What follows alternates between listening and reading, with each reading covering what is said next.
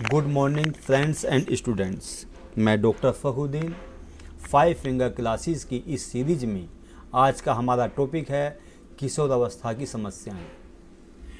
जैसा कि पिछले लेक्चर में हमने देखा कि किशोर अवस्था एक बड़े तूफ़ानी अवस्था है, बड़े क्रोध की, संघर्ष की और विचलित अवस्था है। अब उस अवस्था में बालकों के अंदर बहुत सारी समस्याएं उत्पन्न हो जाती हैं, जो कि परिवार के लिए भी, समाज के लिए भी और राष्ट्र के लिए भी एक प्रकार से चुनौती बन जाती है। वो चुनौती पेरेंट्स के लिए भी है, वह चुनौती शिक्षकों के लिए भी है। अब इस बदलती हुई अवस्था में हम बालकों की किन किन समस्याओं पर फोकस करें, कौन कौन समस्याएं ऐसी होती हैं जो बालकों को विचलित करती हैं, इन सब पर आज इस वीडियो के माध्यम से प्रकाश डाला जा रहा है। मुझे उम्मीद है कि मेरा ये वीडियो और मेरा ये प्रयास आप लोगों को ज़रूर पसंद आएगा। तो आइए चलते हैं किशोर अवस्था की समस्याओं की तरफ, जो कि बहुत महत्वपूर्ण हैं, ख़ासतौर से बीएड के विद्यार्थियों के लिए, बीएलएड के विद्यार्थियों के लिए, डीएलएड के विद्यार्थियों के लिए, और ख़ास तौर से वो विद्यार्थी जो अलग अलग प्रदेशों की शिक्षक भर्ती की परीक्षाओं की तैयारी कर रहे हैं, उनके लिए भी ये वीडियो बहुत ज़्यादा लाभकारी सिद्ध होगा, ऐसा मुझे विश्वास है। तो आइए चलते हैं किशोर अवस्था की समस्याओं की तरफ, जिसमें पहली समस्या आती है नियंत्रण की समस्या, बालकों के कंट्रोल की समस्या। एक आवेगी अवस्था, एक तूफानी अवस्था, एक संघर्ष की अवस्था, एक जटिल अवस्था, कठिनाइयों की अवस्था, एक संक्रमण की अवस्था, एक ऐसी अवस्था जो या जिसमें बालक अपने खुद की क्रियाओं पर नियंत्रण नहीं रख पाता, अपने आप को उस दिशा की तरफ को नहीं ले जा पाता जिस दिशा की तरफ को उसका चलना चाहिए। एक अजीब सा आवेश और आवेग उसके मन मस्तिष्क पर छाया हुआ रहता है, और वह कुछ कर देना चाहता है, और ऐसा कुछ करना भी चाहता है जो आज तक किसी ने ना किया हो।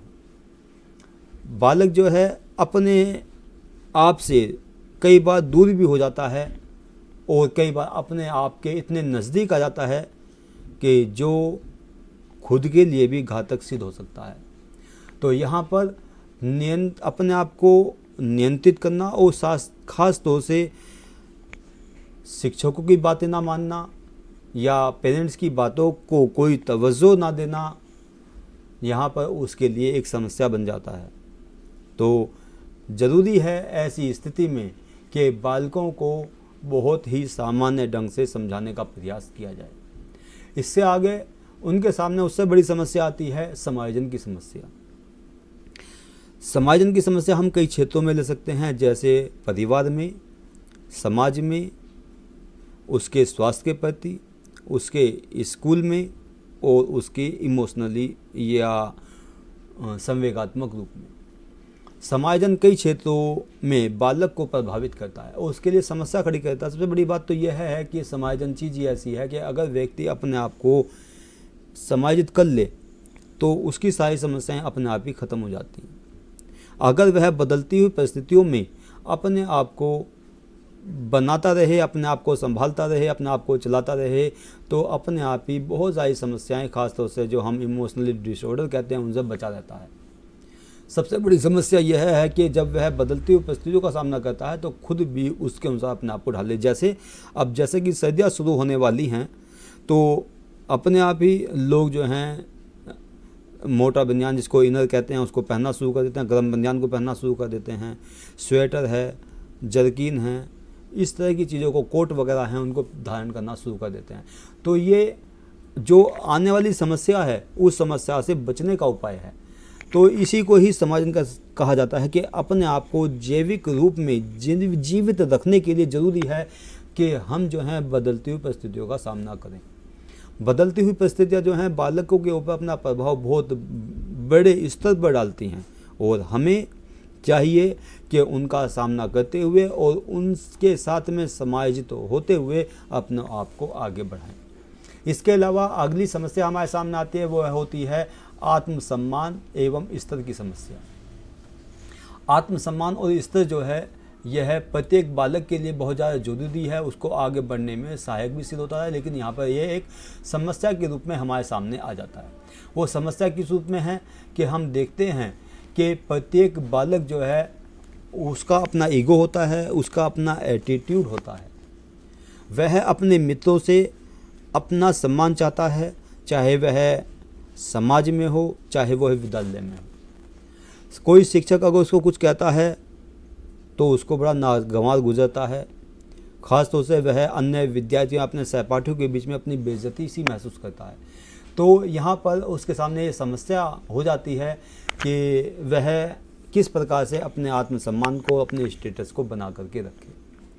प्रत्येक बालक अपने आप को एक वर्तमान परिस्थितियों में अगर हम देखें कि अपने आप को एक नेता के रूप में दूसरे के सामने प्रस्तुत करता है कि मैं बड़ा हूँ और बाकी जितने भी लोग सामने हैं वो सब छोटे हैं, चाहे वो उसके सामने बड़े ही लोग क्यों ना बैठे हों, चाहे उसके शिक्षक ही क्यों ना हों, लेकिन वह अपने आप को ऐसा दिखाने की कोशिश करता है कि जैसे वह बहुत बड़ा नेता हो। तो इन सब चीज़ों को देखते हुए यहाँ पर किशोरावस्था को बहुत सामान्य ढंग से समझने की आवश्यकता है शिक्षकों को और पेरेंट्स को, कि उसके जो आत्मसम्मान है उसको ठेस ना पहुँचे, उसके खासतौर से उसकी जो आस्थाएं हैं उसको ठेस ना पहुँचे, उसके स्टेटस को ठेस ना पहुँचे, बल्कि हम उसको बहुत ही अच्छे ढंग से समझाने का प्रयास करें। इसी के साथ साथ हम देखते हैं कि बालकों के अंदर भविष्य के प्रति भी चिंता होती है कि भविष्य में वह क्या बनेगा या उसको क्या बनना चाहिए। ये चिंता जो है पेरेंट्स की भी होती है और साथ साथ बालक की स्वयं की भी होती है। यह उसको एक ऐसी चिंता की तरफ को ले जाती है, एक कुंठा की तरफ को ले जाती है जहाँ से निकलना उसके लिए भारी हो जाता है।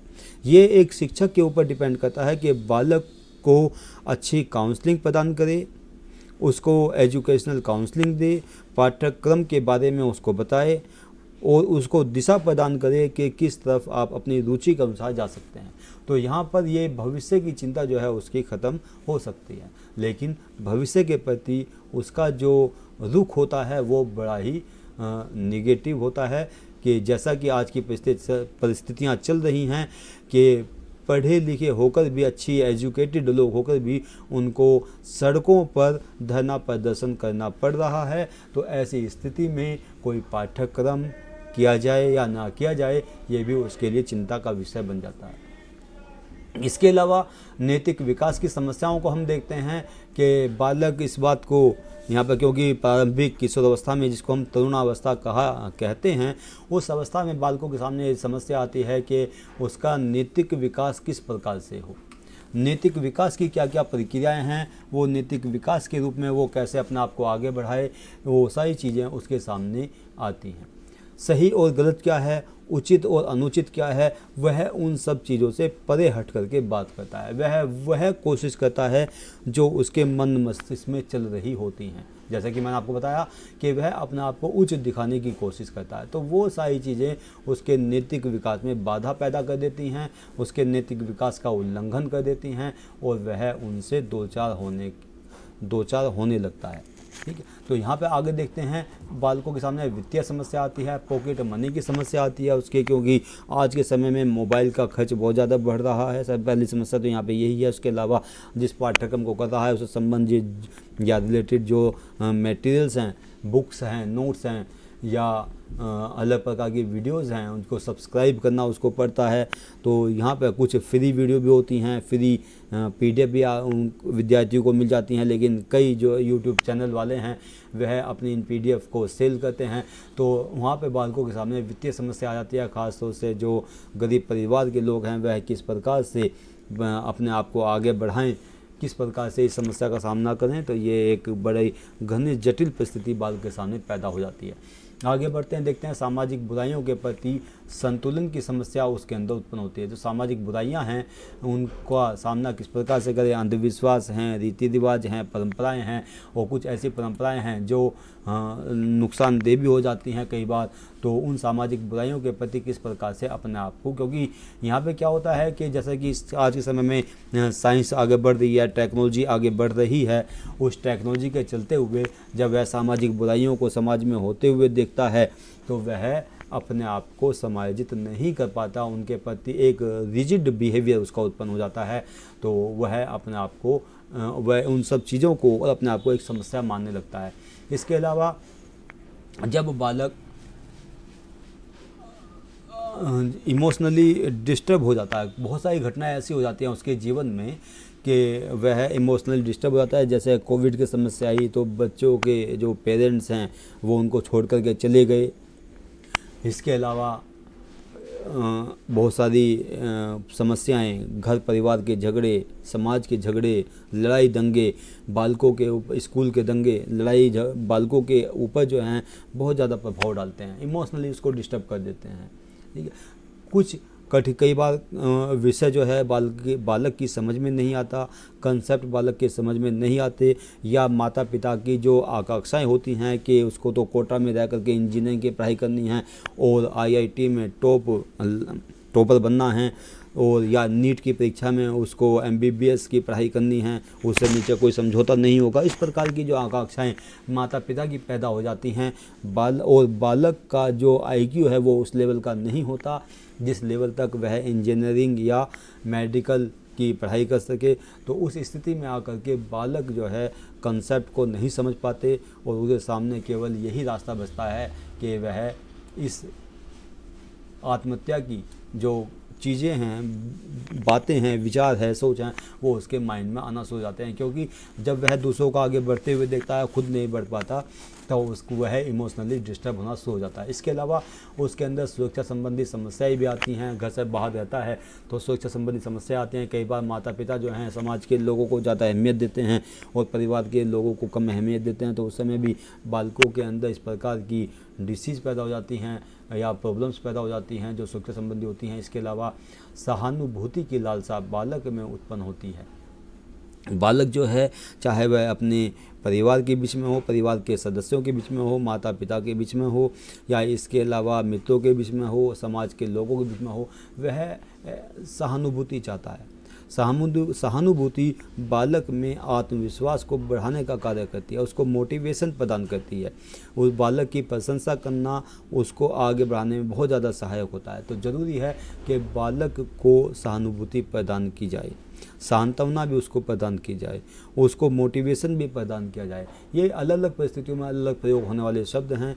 तो यहाँ पर सहानुभूति की बात है तो बालकों के अंदर, जो खासतौर से किशोर अवस्था के अंदर सहानुभूति की लालसा होती है। इसके अलावा शैक्षिक समस्याएं बालकों के सामने आती हैं कि वह किस विषय का चयन करे, कौन सा विषय उसके भविष्य का निर्माण कर सकता है, किस विषय में उसकी, जिस विषय में रुचि होती है उसकी, कई बार वह विषय उसको स्कूल में नहीं मिल पाता, कॉलेज लेवल पर नहीं मिल पाता, मिलता है तो वह दूर मिलता है, कहीं उसको मद्रास जाना पड़ता है, कहीं उसको दिल्ली जाना पड़ता है, कहीं उसको देहरादून जाना पड़ता है। तो कई बार उसको ऐसे विषय नहीं मिल पाते जिन विषय में उसको रुचि होती है, या ऐसे ट्रेडिंग सब्जेक्ट होते हैं जिनमें उसका जो करियर है वो बन सकता है। तो यहाँ पर अलग प्रकार की शैक्षिक समस्याओं का विद्यार्थी जो है सामना करता है। इसके अलावा उसकी इच्छाओं की पूर्ति की समस्या बालक को सामने आती है, और खासतौर से उसकी संवेगात्मक समस्या उसके विकास में एक बाधा बन जाती है। तो ये सब चीज़ें बालक के अंदर समस्याओं को उत्पन्न कर देती हैं, समस्याओं को पैदा कर देती हैं। अब समस्याओं के साथ साथ अगर हम फोकस करें यहाँ पर, तो किशोरावस्था की कुछ आवश्यकताएं भी हम देखते हैं। वो क्या है कि बालकों के अंदर स्वायत्तता की आवश्यकता होती है। वह कंट्रोल में रहना नहीं चाहता बल्कि वह ऑटोनॉमी बनना चाहता है। जब वह अपने ऊपर किसी का बहुत ज़्यादा दबाव महसूस नहीं करता, ना होने देना चाहता है, बल प्रयोग करने पर वह बहुत ज़्यादा एग्रेसिव हो जाता है। तो वह उसकी आवश्यकता होती है कि वह स्वतंत्र रहे, अपनी रुचि के अनुसार अपने पाठ्यक्रम और अपने भविष्य के विषय का चयन करे। इसके अलावा अनुपालन की आवश्यकता उसकी होती है कि वह कन्फॉर्मिटी का पालन करे, ये भी होती है। बिल्कुल अलावा मूल्यों के अर्जन की आवश्यकता, मूल्यों का अर्जन यानी कि समाज के जो मूल्य हैं उनका अर्जन करने की उसके अंदर आवश्यकता होती है कि समाज के जो रीति रिवाज हैं, परंपराएं हैं, आदर्श हैं, उनको अपने अंदर समाहित करें। इसके अलावा जैसे कि मैंने अभी बात की सहानुभूति की, वहाँ बालकों के अंदर समस्या होती है, तो यहाँ पे वो एक सहानुभूति की जो आवश्यकता है वो बालकों के अंदर देखी जाती है। वो ज़रूरी है कि बालकों को सहानुभूति प्रदान की जाए। इसके अलावा प्रतिष्ठा एवं सम्मान की बालकों को आवश्यकता होती है। पारिवारिक जीवन की बालकों को आवश्यकता होती है और सामाजिक उत्तरदायित्व को निभाने की आवश्यकता होती है। तो बालक जो है प्रतिष्ठा प्राप्त करना चाहता है, सम्मान पाना चाहता है, पारिवारिक जीवन की आवश्यकता, यानी कि जैसे जैसे वह किशोर अवस्था के अंत में आता है और प्रौढ़ावस्था की तरफ को बढ़ता है, तो यहाँ पे पारिवारिक जीवन की आवश्यकता भी उसके सामने आती है। शिक्षकों को और माता पिता को चाहिए कि उसको सही विषय का चयन करने में उसका सहयोग करें और साथ साथ उसके जल्दी से जल्दी भविष्य का निर्माण हो, भविष्य के रास्ते पर चलते कार्यक्षेत्र में पहुँचे, और चाहे वह कोई भी कार्यक्षेत्र हो उसमें पहुँचे, और साथ साथ उसके पारिवारिक जीवन की आधारशिला का भी निर्माण हो। ठीक है, जो ये बालकों की मुख्य आवश्यकताएं होती हैं। इसके अलावा सामाजिक उत्तरदायित्व को जो निभाने की आवश्यकता है वो भी बालक देखता है। समाज में, परिवार में, आस पड़ोस में, रिश्ते नातों में जो अलग प्रकार के फंक्शन हैं या शादी समारोह हैं, जलसा वगैरह हो रहा है, सत्संग वगैरह हो रहा है, धार्मिक यात्राएं निकलती हैं, शोभा यात्राएं निकलती हैं या जुलूस निकलते हैं, तो इन सब में बालकों को आज के समय में, क्योंकि ये सब चीज़ें जो हैं ये विश्वासों से और मान्यताओं से, आस्थाओं से जुड़ी हुई होती हैं, तो उनमें सामाजिक उत्तरदायित्व निभाने की उसके लिए आवश्यकता होती है। उसके अंदर सामाजिक उत्तरदायित्व की भावना जब भी आएगी जब वह इन सब क्रियाओं में बढ़ चढ़ के भाग लेगा, दूसरों की मदद लेगा। ये एक तरह से ऐसी है जैसी सोशल डिमांड के बारे में हम लोग कहते हैं कि अगर हम समाज को कुछ देंगे तो समाज हमें पलट करके कुछ देगा। ठीक है, और अगर हम समाज को कुछ देने की स्थिति में नहीं हैं तो समाज भी आपको कुछ देने की स्थिति में नहीं होगा। तो ये सामाजिक उत्तरदायित्वों की जो भावना है वो बालकों के अंदर विकसित की जानी चाहिए। इसके अलावा बालकों की मुख्य चीज़ जो हम देखते हैं आज के समय में बल्कि प्रत्येक समय अंतरालों पर अगर हम देखें तो हर बालक की अपनी एक विचारधारा, अपनी एक सोच, अपना एक जीवन दर्शन विकसित करने की उसकी आवश्यकता होती है। प्रत्येक बालक की क्योंकि अपनी रुचियां हैं, उसका अपना पर्सनैलिटी है, अपनी विचारधारा है, उसी के अनुसार वह अपना जीवन दर्शन विकसित करता है और ये उसकी एक जीवन शैली का भाग भी बन जाती है। इसके अलावा आर्थिक जीवन की उसकी आवश्यकता होती है कि वह आर्थिक जीवन में कदम रखे, अपनी आर्थिक स्थिति को मजबूत करे, एक ऐसे व्यवसाय का चयन करे, चाहे वह कोई दुकान हो, चाहे कोई व्यापार हो, चाहे वह कोई नौकरी पेशा हो या किसी कंपनी में कोई मैनेजर हो, तो या इंजीनियर हो किसी कंपनी में, या कंपनी में कोई अच्छा पद सीईओ का उसको मिला हुआ हो, तो वह अपने आर्थिक जीवन को अधिक से अधिक मजबूत करने का प्रयास करता है। ये सब चीज़ें होती हैं माता पिता और शिक्षकों के प्रेरणाओं के आधार पर। जब माता पिता और शिक्षक बालकों को अच्छी प्रेरणा प्रदान करेंगे, उसको बदलती हुई परिस्थितियों का एहसास कराएंगे, अपने अनुभवों और एग्जाम्पल्स के माध्यम से उसको आगे बढ़ाने का कार्य करेंगे, उसकी काउंसलिंग करेंगे, गाइडेंस देंगे उसको, तो बालक जो है अपने आप को आगे बढ़ाने का प्रयास करता है। तो इन सब चीज़ों को आप शिक्षकों को, माता पिता को, अभिभावकों को, सभी को इस चीज़ को ध्यान रखना है। और ये वीडियो और इस वीडियो के माध्यम से जो आपको सामान्य बातें बताई गई हैं उन सब को समझते हुए बालकों को आगे बढ़ने का अवसर प्रदान करें। इसके साथ साथ इस वीडियो को मैं यहीं समाप्त करता हूं और उम्मीद करता हूं कि इसको आप ज़्यादा से ज़्यादा शेयर करेंगे। धन्यवाद। जय हिंद, जय भारत।